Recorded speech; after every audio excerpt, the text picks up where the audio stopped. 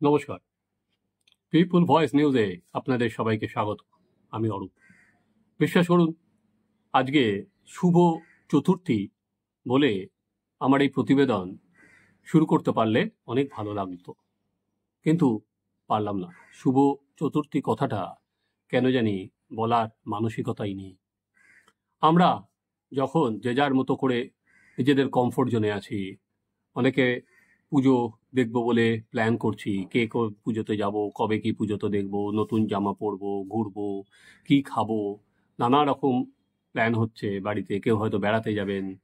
সেখানে দাঁড়িয়ে এই ভিডিওটার দিকে তাকলে সকালেই মন খারাপ।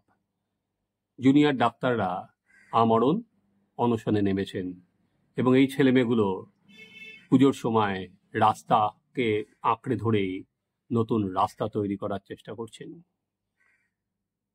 অভয়াকাণ্ডের জেরে আমরণ অনশনের রাস্তায় গেলেন জুনিয়র ডাক্তাররা। সেই ধর্মতলায় তারা অনশন শুরুও করে দিয়েছেন। আপনারা আগে দেখুন সেই ভিডিওটা, কিভাবে এই ছেলেমেয়েগুলো আজকে পুজোর মরশুমেও রাস্তা আঁকড়ে ধরে পড়ে আছে।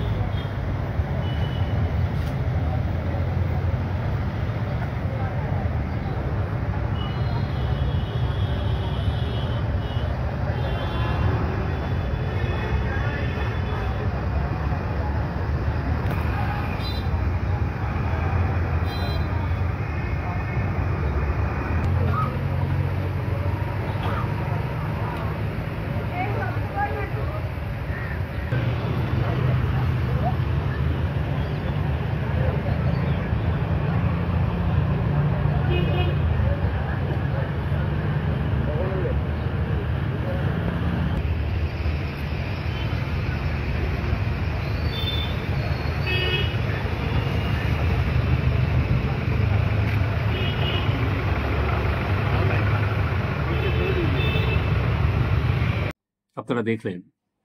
ফলে এই ভিডিও দেখার পর একটা জিনিস সবসময় মনে হচ্ছিল, কেন আমাদের আজকে এই পরিস্থিতিতে আসতে হলো।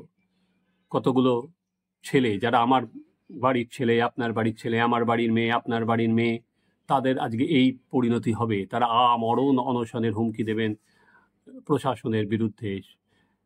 কেন? সত্যিই কি তাদের সঙ্গে কথা বলা যেত না? অসুবিধাটা কোথায়? তাদের সঙ্গে তো ডেকে কথা বলা উচিত ছিল। প্রশাসন কেন এত অসংবেদনশীল থাকবে? তাদের তো বিরাট কোনো কিছু দাবি করে তারা বসেনি, বরঞ্চ তাদের দাবিগুলো যদি পূরণ হয় তাহলে প্রশাসনিক কাজেই তো অনেক স্বচ্ছতা আসবে। তাহলে স্বাস্থ্য দপ্তরের যদি পরিকাঠামো ভালো হয়, তাহলে রোগী এই হসপিটাল থেকে ওই হসপিটাল ঘুরে বেড়াবে না। তাহলে বিনা চিকিৎসায় মৃত্যুর সংখ্যা কমে আসবে। মানতে অসুবিধাটা কোথায়? ইগো সমস্যা। আজকে ডাক্তার এবং অ্যাডমিনিস্ট্রেশনের যে আলোচনাটা তো একটা সময় শুরু হয়েছিল, ফলে সেখানে থেমে আজকে সেটা বড় হয়ে কি দাঁড়াচ্ছে।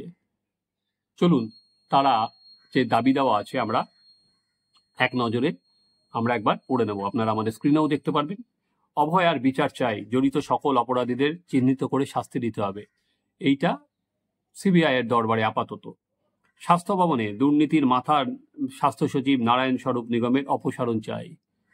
নারায়ণ স্বরূপ নিগমের অপসারণ তো আগেও চাইছিল, কিন্তু সেটা হয়নি। মুখ্যমন্ত্রী তখন বলেছিলেন একসাথে সবাইকে চালালে সিস্টেম ঠিকভাবে রান করেন না। স্বাস্থ্য দপ্তরের অন্য দুজন অধিকর্তাকে তিনি সরিয়েছিলেন, কিন্তু এক্ষেত্রে সেটা হয়নি। রাজ্যের প্রতিটি হাসপাতালে সেন্ট্রাল বেড রেফারেল সিস্টেম চালু করতে হবে, যাতে রোগী রেফার করার ক্ষেত্রে স্বচ্ছতা থাকে। বেডের সংখ্যা হদ্দ হয়ে যেন বেডের জন্য ঘুরতে না হয়। এটা হলে কার লাভ? এটা হলে যদি রোগীর ভয়রানি কমে যায়, আজকে ডাক্তাররা আন্দোলনের ফলেই যদি হয়, আলটিমেট কারা এর সুবিধা পাবে? গরিব মানুষগুলো এর সুবিধা পাবে। তাহলে এটা করতে অসুবিধা কোথায়? বা আজকে 13 বছরে এটা কেন করা গেল না?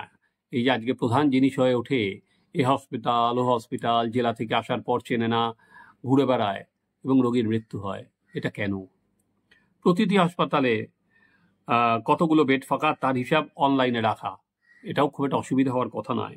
কলেজ ভিত্তিক টাস্কফোর্স গড়ে যথাযথ শৌচালয়, all call room, panic button, হেল্পলাইনের ব্যবস্থা করা, যেটা সুপ্রিম কোর্ট পর্যন্ত বলছে নিরাপত্তায় যেন কোনো খামতি না থাকে। নিরাপত্তায় সিভিক ভলেন্টিয়ার বাদ দিয়ে পুলিশ কর্মী নিয়োগ, মহিলা পুলিশ কর্মী চাই, এটা সুপ্রিম কোর্ট অলরেডি বলে দিয়েছে। কোনো চুক্তিভিত্তিক কর্মী নিয়োগ করা যাবে না, এটা রাজ্য সরকার যে লিখিতভাবে মুখ্য সচিব স্বাস্থ্য সচিবকে বলেছেন, সেখানে পুলিশ নিয়োগের কথা, এই দাবিগুলো আছে। অবিলম্বে মেডিকেল কলেজ ও হাসপাতালে ডাক্তার, স্বাস্থ্যকর্মী ও যারা জিডিএদের শূন্যপদ পূরণ করতে হবে, একই জিনিস। সেখানে দাঁড়িয়েই আজকে ডাক্তারের অপ্রতুলতার কারণে অনেক সময় এই যে রোগীর ভিড় আছড়ে পড়ে হসপিটালগুলোতে, সেটা সামাল দেওয়া যায় না। এটা তো খুব লেজিটিমেট দাবি, অসুবিধা কোথায় এখানে দাঁড়িয়ে?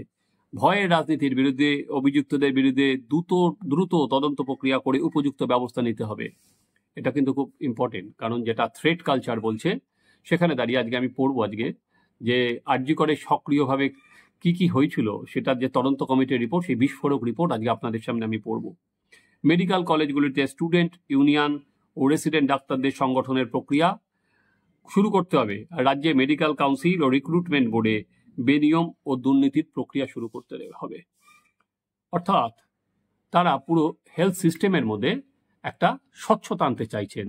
আজকে যেটা পদে পদে যেটা দেখা যাচ্ছে, হেলথ সিস্টেমের মধ্যে কোনো স্বচ্ছতা নেই। অন্তত আরজি করের যে দুর্নীতি একের পর এক উঠে আসছে, ফলে আমি কিছু জানি না, আমি আগে জানলে ব্যবস্থা নিতাম, মুখ্যমন্ত্রী যতই বলুক, হেলথ সিস্টেমের যে স্বচ্ছতা নেই, দুর্নীতিকে শুরু করে পরিকাঠামো, সেই প্রশ্ন কিন্তু শুধু প্রশ্ন আর নেই, সেটা যে নেই এটা কিন্তু আজকে প্রমাণিত সত্য। এবার আমি কি বলছি শুনুন। আরজি করে অভয়ার মৃত্যুর পর থ্রেট কালচার নিয়ে তদন্ত কমিটি গঠন করা হয়েছিল। 3 দফার শুনানি শেষে কলেজ কাউন্সিলের অনুমতি নিয়ে শনিবার সে তদন্ত কমিটির রিপোর্ট প্রকাশ্যে আনা হয়েছে। সেই রিপোর্টে বলা হয়েছে, সন্দীপ ঘোষের আমলে আরজি কর মেডিকেল কলেজে ড্রাগের কারবার চলতো। হ্যাঁ, জুনিয়র ডাক্তারদের ড্রাগ ও মদ কিনতে বাধ্য করা হতো। ভাবা যায়, জুনিয়র ডাক্তাররা সব থেকে ভালো মেধার ছেলেমেয়েরা সেখানে যাচ্ছে পড়াশোনা করতে, তাদের এই দে বিরূপাক্ষ বাহিনী সন্দীপ ঘোষ এবং আরেকজন যিনি অলরেডি গ্রেপ্তার হয়েছেন আশিস পান্ডে, তারা তাদের এই জুনিয়র ডাক্তারদের ড্রাগ ও মদ কিনতে বাধ্য করতেন, যাতে এদের ওপর কমপ্লিট ডিপেন্ডেন্ট থাকে এই সন্দীপ ঘোষ বাহিনীর ওপর। এখানেই শেষ না, একাধিক চিকিৎসকের ছাত্রীর বিরুদ্ধে যৌন নির্যাতনের অভিযোগ পর্যন্ত উঠেছে। আর এই গুরুতর অভিযোগে সন্দীপ ঘোষের ঘনিষ্ঠরা জড়িত বলে 80 জন সাক্ষ্য দিয়েছেন। সেই অভিযুক্তদের তালিকায় থাকা আশিস পান্ডেকে ইতিমধ্যেই গ্রেপ্তার করা হয়েছে। অর্থাৎ কি নেই, ড্রাগ, মদ, যৌন নির্যাতন, কিছু আর বাকি নেই। আরজি করের সূত্রে যেটা জানা গেছে, ড্রাগের কারবারে জড়িতদের আরজি করের প্রাক্তন অধ্যক্ষ সন্দীপ ঘোষের খুবই ঘনিষ্ঠ 6 জন জুনিয়র চিকিৎসক। তার মানে এই যে ধরুন, এই যে কারবার যেটা বারবারন্ত হয়েছিল, তার সাথে কি অভয়ার খুনের কোনো যোগ আছে? সে কি এগুলোই প্রতিবাদ করেছিল? এর সঙ্গে আমরা যেটা দেখেছিলাম, জাল ওষুধ পাচার চক্র, ফলে নানা কাহিনী ভেতর থেকে বেরিয়ে আসছে, রাজ্য প্রশাসন কিছু জানতো না। তো আজকে যখন এই তদন্ত কমিটির রিপোর্ট বার করা হলো, তাহলে যে সমস্ত ডাক্তারের বিরুদ্ধে এই বহিষ্কার বা সাসপেন্ড বা যাই করা হোক, এদের বিরুদ্ধে কেন ক্রিমিনাল প্রসিডিং স্টার্ট হবে না? এদের বিরুদ্ধে কেন পুলিশ ব্যবস্থা নেবে না? এরা তো প্রত্যেকে আইনের ভাষায় অপরাধী, তাহলে শুধুমাত্র সাসপেন্ড বা বহিষ্কার কেন? এদের তো প্রত্যেকের শাস্তি হওয়া উচিত। এদের ড্রাগের কারবার যেভাবে আমাদের অন্যান্য আমরা দেখি যে বিরোধীদের বিভিন্ন জায়গায় গাঁজা কেস দিয়ে দেওয়া হয়, এরা তো ড্রাগের কারবার চালাতো, তাহলে পুলিশ তাদের এবার কেন গ্রেপ্তার করবে না? আমার দাবি যে প্রতিটা ছেলে যারা এই তদন্ত কমিটির রিপোর্টে এসেছে, তাদের প্রত্যেকের বিরুদ্ধে আইনগত ব্যবস্থা নেওয়া হোক। তাহলে রাজ্য প্রশাসন বলতে পারবে, না দেখো আমরা কিন্তু সক্রিয়, আমরা কিন্তু চেষ্টা করছি এটা কমানোর। না হলে ওই কাগজে কলমে একদিকে হবে আর একদিকে হুমায়ুন কবিরের মতো এমএলএরা আর কি হুমকি দেবে, দুটো জিনিস একসাথে চলতে পারে না। এর একটা কোনো জায়গায় শেষ হওয়া কিন্তু খুব প্রয়োজন। কারণ এই যে বাচ্চা ছেলেমেয়েগুলো 6 জন, বললাম যে যারা আজকে অনশনে বসেছেন, আজকে যদি তাদের ফাটাল কিছু হয়ে যায় তার দায় নেবেন কি?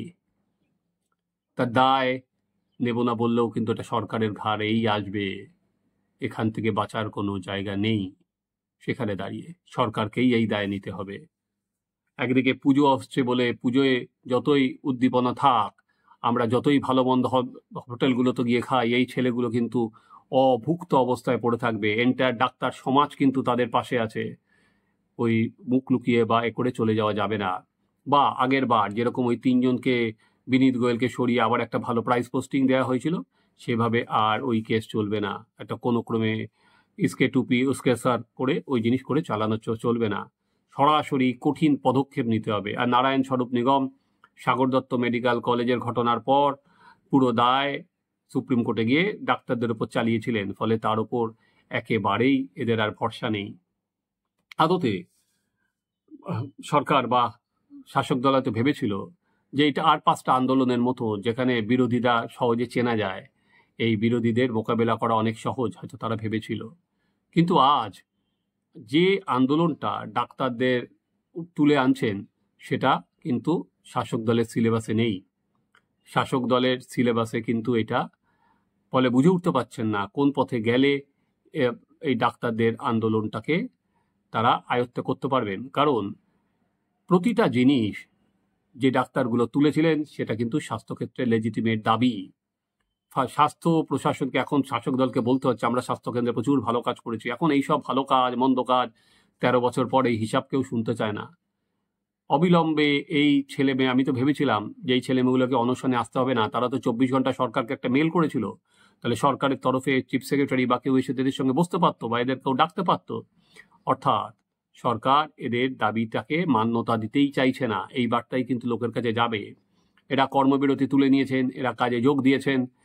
রাজ্য সরকার যেটা কর্মবিরতি তোলার কথা সুপ্রিম কোর্ট বলেছিল, উল্টে এরা কিন্তু বলছেন আমরা খাবো না। ভাবা যায়, রাত্রিবেলায় আমরা যখন ওই যে পুজোর মরশুম এসে গেছে, কেউ হয়তো গিয়ে বিরিয়ানি খাবেন, কেউ বা চিকেন চাপ খাবেন, এই ছেলেগুলো রাস্তায় অভুক্ত শুয়ে থাকবে, এরা খাবে না। আমি জানি না আর কি পুজোর মধ্যে এরপরে এই ভারাক্রান্ত মন নিয়েও কতজন উৎসবে সামিল হবেন। যারা হবেন তারা তাদের মতো করে নিশ্চয়ই উৎসব শুরু করবেন, কিন্তু এদের পাশে আজকে বাংলার কয়েক কোটি মানুষ আছেন। কারণ এদের জ্বালা যন্ত্রণা জুনিয়র ডাক্তাররা তারা তাদের বাড়িতে বসে পালন করবেন। এদের প্রতিটা আর কি দাবির শরিক তারাও। ফলে অবিলম্বে প্রশাসন এদের সাথে বসুন, এদের সাথে বসে এদের দাবিগুলোর মান্যতা দিন। তার থেকে বিশাল কিছু হয়ে যাবে না। এখনো আর কি ইগোর লড়াইতে না থেকে, ভোট এখন অনেক দেরি, 2026, বরঞ্চ এই ইস্যুটাকে যদি টেনে নিয়ে যায় যেভাবে যাচ্ছে, তাহলে কিন্তু রাজ্য সরকার বা শাসক দল অনেক বেশি ল্যাজে গোবরে হবে। এবং স্বচ্ছতা বজায় রাখার জন্য তারা কিন্তু বলছেন সারাক্ষণ ধরে সিসিটিভি চলবে, এটা চ্যানেলে চ্যানেলে যাবে, তাদের ওয়েবসাইট পেজে উঠবে, তাদের পাতায় উঠবে। ফলে সারা পশ্চিমবঙ্গবাসী কেন, সারা পৃথিবী কিন্তু এটা দেখতে পাচ্ছে। একটা, আবারও বললাম, মা মাটি মানুষের সরকারের কথা বলা হবে, উল্টো দিকে এত অসংবেদনশীলের মানসিকতা, দুটো কিন্তু ম্যাচ করবে না। ফলে এখনো সরকার এদের সঙ্গে বসুক, বসে একটা কোনো সমাধান সূত্র বার করুক, এই আশা নিয়ে আমি চতুর্থীর দিন এই ভিডিওটা শেষ করলাম। আপনারা দেখতে থাকুন আমাদের চ্যানেল সাবস্ক্রাইব করুন, আপনাদের মতামত জানান।